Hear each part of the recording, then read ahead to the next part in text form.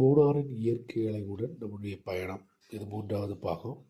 இது எங்கிட்டு போகிறோம் அப்படின்னா, கொச்சி அதை நோக்கி செல்லக்கூடிய சாலை தான் இது. இது மூணாறுலேருந்து ஒரு ஹெட்வர்ஸ் அணை, அதிலேருந்து போகக்கூடிய ஒரு பாதை தான் இது. நீங்கள் பார்த்தீங்கன்னா 2 புறங்களிலும் இப்போ சேர்ந்து ஒரு சைடு ஃபுல்லாக உங்களுக்கு தேயிலை தோட்டமும், மறுபுறம் காடுகள் நிறைந்திருக்கிறது. இது இப்போ இந்த அடிமாலி சாலை, இந்த சாலையில் வேலைகள், விரிவாக்க வேலைகள் நடந்துக்கிட்டு இருக்கு.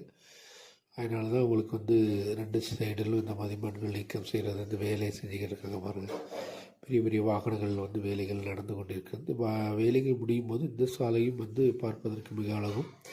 குறுகிய நேரங்களில் எர்ணாகுளம், அது மாதிரி திருவனந்தபுரம், கோட்டயம் போன்ற இடங்களுக்கு செல்ல இயலும். அதுக்கு செல்லக்கூடிய சாலை தான் இது. பாருங்கள், இந்த சாலை ஓரங்களில் இருக்கக்கூடியது வாகை மரம். இந்த மரம் வெயில் காலங்களில் இதில் ஒரு வயலட் கலராக ஒரு பூ பூக்கும். அது சீசன் வரையில் கண்டிப்பாக நான் இந்த சேனலில் எடுத்து போடுவேன்.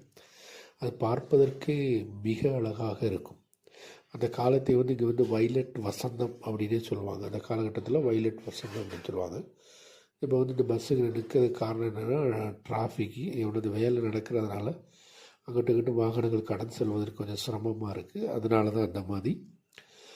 இருந்தாலும் இந்த ஏரியா வழியாக நீங்கள் பயணம் செய்யும்போது நமக்கு ஒரு சோர்வே தெரியாது. அந்தளவிற்கு குளிர்ச்சியான காற்று, பார்க்கும் இடமெல்லாம் பசுமையாக தெரியும். பாருங்கள், இந்த தேயிலை காடுகளுக்குள் இருக்கக்கூடிய ஆரஞ்சு மரங்களும் இந்த ஏரியாவில் இருக்குது. அந்த ஆரஞ்சு மரங்கள் தான் அது. அது இல்லாமல் சவுக்கை மரம் அப்படின்னு சொல்லுவாங்க. சவுக்கை மரம் இது ஒரு குறுகிய காலம் வரைக்கும் வச்சுருப்பாங்க.